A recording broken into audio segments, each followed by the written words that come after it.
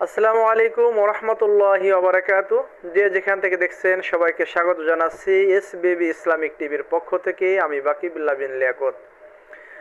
বন্ধুরা, আজ আমরা কথা বলবো ওযু সম্পর্কে, অর্থাৎ ওযুর নিয়ত সম্পর্কে। নিয়ত কি?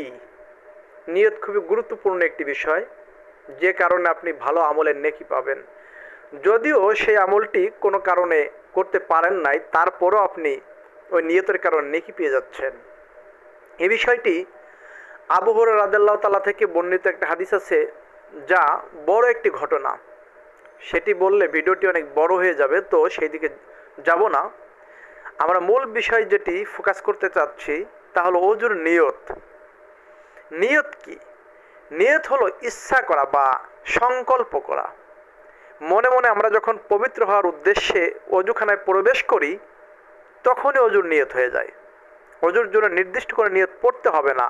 তার কারণ, ওযুর জন্য নির্দিষ্ট নিয়তের কোনো বাক্য কোরআন এবং হাদিসে কোথাও পাওয়া যায় না।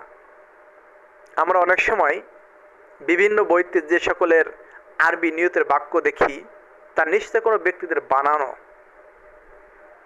তার কোনোটাই হাদিস থেকে প্রমাণিত নয়, কোনোটাই হাদিস থেকে সংগৃহীত নয়। আর সেই ওযুর শুরুতে সেই আরবি বাক্যগুলো মুখে উচ্চারণ করা কিংবা বেশি সওয়াবের অংশ মনে করা, এটা একটা বিদআত হিসেবে গণ্য হবে, যা আমাদের জন্য কখনোই কাম্য নয়। প্রিয় বন্ধুরা, তাই আসুন আমরা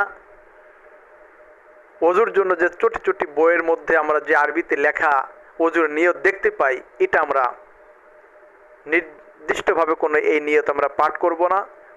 আমি নামাজ পড়ব, ওযু করব, কারণ ওযু করতেছে তো নামাজের জন্য, এটাই তো আমার নিয়ত হয়ে যাচ্ছে। ওযু কেন করবেন আপনি? কেন করতেছি আমরা?